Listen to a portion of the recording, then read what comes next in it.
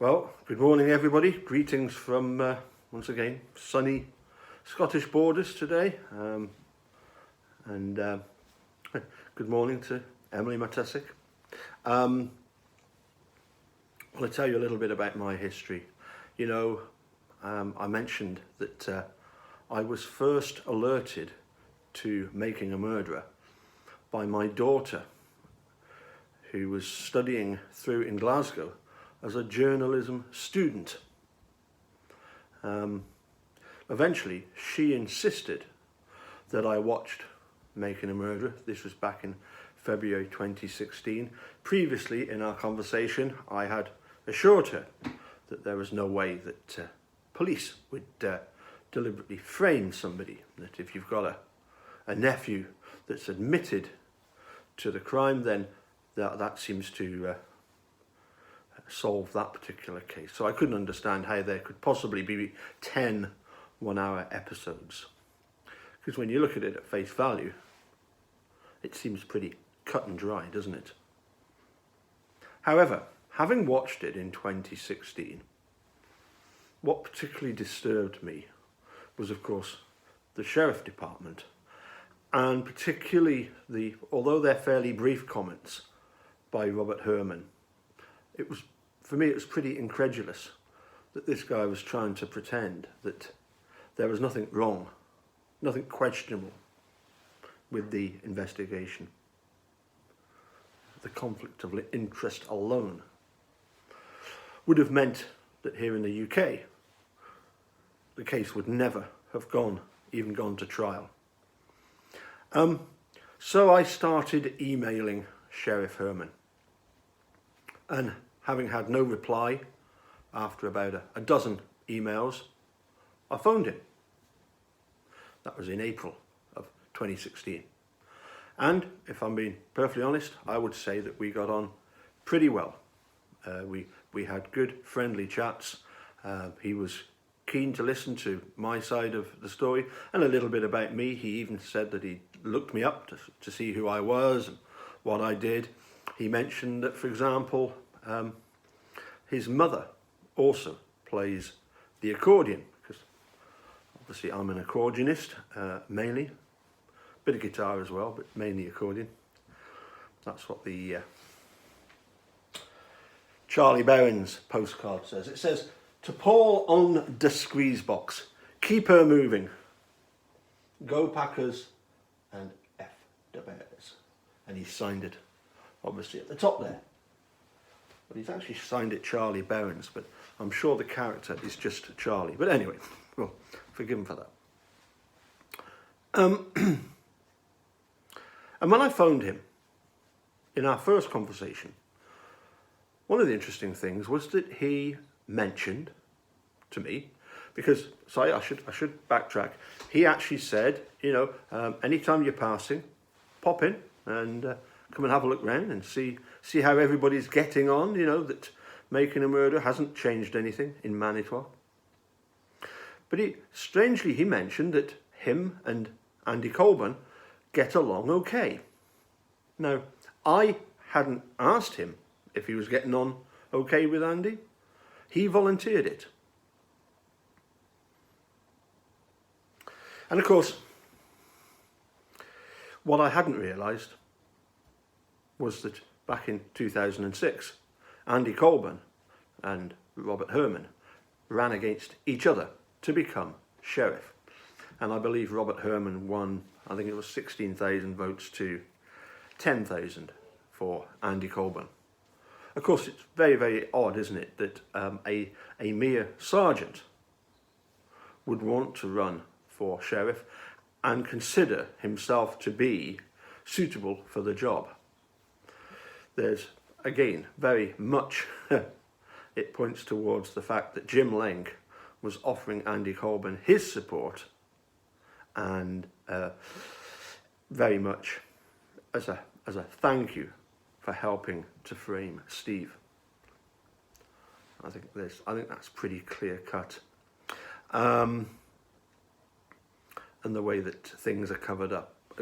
We're still waiting, for example, on Andy Colburn to write a report about being told where the car was when he was at the Senex station at Michicot.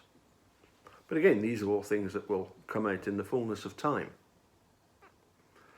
But as I say, I didn't know anything about the running for sheriff. It was Robert Herman that volunteered that information to me. But he did ask me what my thoughts were about making a murderer, featuring the Ken Kratz sexting scandal. He probably didn't use the word sexting, he probably referred to it as the texting affair.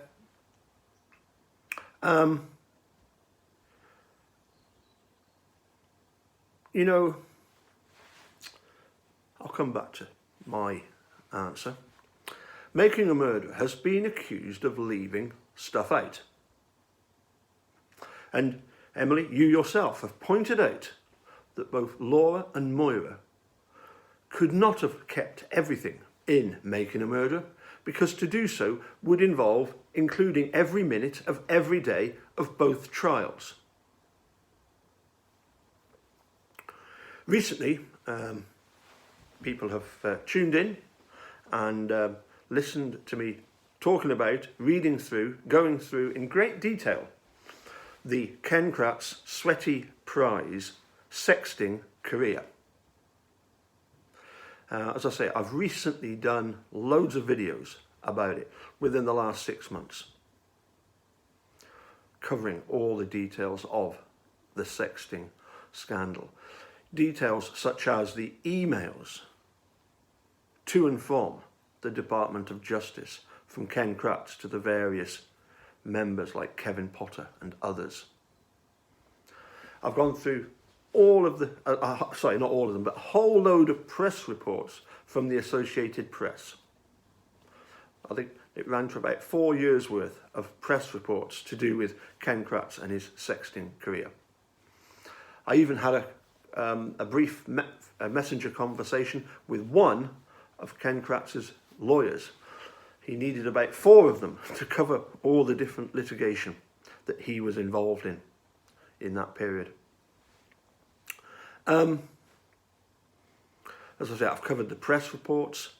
We went into, with the help of Ericosi, the OLR, the Office of Lawyer Regulation judgments, and most interestingly, well, the OLR judgment, thanks to Judge, I'm trying to remember his name now,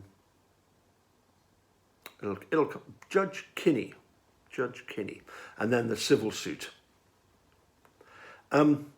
What was particularly striking about the sexting career were Ken Kratz's tactics to try and extricate himself from this very embarrassing situation. A mixture. He uses a mixture of threatening Department of Justice. He points out to them that they're going to need him to help with the appeals in both Stephen Brendan's cases, and they're going to have to employ other people if he's not going to be available to do that for him. He threatens them, as I say. He also asks them, in a rather bizarre email, he asks them what the DOJ could do or should do for Ken Kratz, who has been this wonderful, fantastic servant to the state.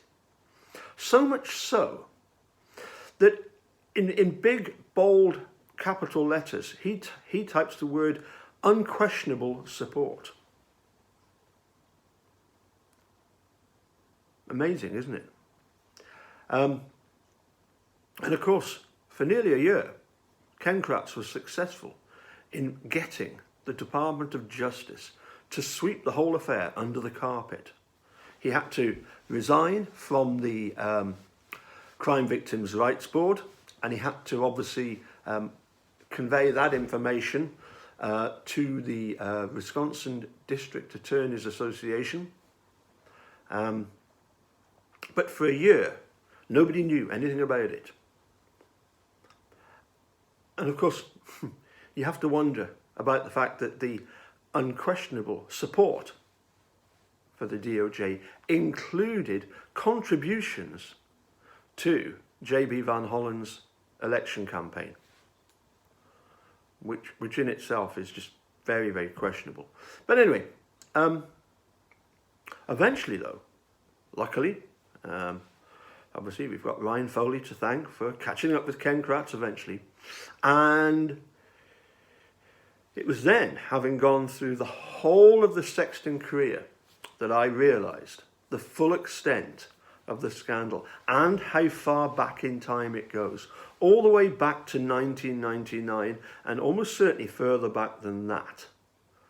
Indeed, he left his previous job in, I believe it was Lacrosse, under a cloud. So, I'm going to admit something. I was wrong. At the time, I agreed with Robert Herman about the fact that Making a Murderer should not have included Ken Kratz's sexting. But, mitigating circumstances, I had no idea of the length, of the depths of depravity of that vile creature. I had no idea how long his sexting career had been going on. Well, let me put it this way. I've often wondered what the R in the middle of Ken and Kratz stood for. Could it be rapist? So I say, I admit, hold my hand up, I was wrong. I got it wrong. He definitely should, I think, Making a Murderer should have included far more details. Far more details. As I say, Making a Murderer has been accused of leaving stuff out. That is one huge part of this case that they didn't cover properly, and they should have done far more about.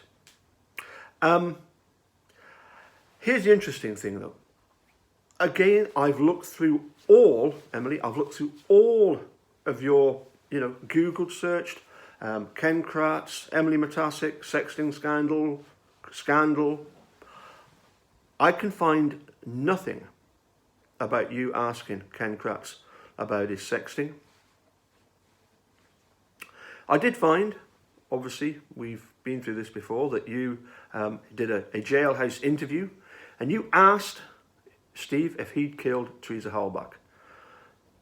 And quite rightly, Stephen Avery said no right from the very beginning. They're setting me up. He answered all your questions and was steadfast. I did find something else as well. Oh, by the way, sorry, I must backtrack again. That would be my question, Emily. Have you ever queried Ken Kratz about his awful, disgraceful sexting career? And about how he tries to paint Stephen Avery as this monster when he pales into insignificance compared with Kratz. But what was interesting, in the same article that I read about you, it mentions that Anjanette Levy has been asked, since Making a Murderer came out, why didn't you ask this? Why didn't you ask that? And her reply was, maybe we didn't ask enough questions. Maybe we needed to ask more. And I think she's absolutely right, particularly Mike Halbach. But, as she pointed out, sometimes you ask questions, but you don't get an answer. Anyway, I've got some more thoughts that I will convey over the course of the next few days, obviously.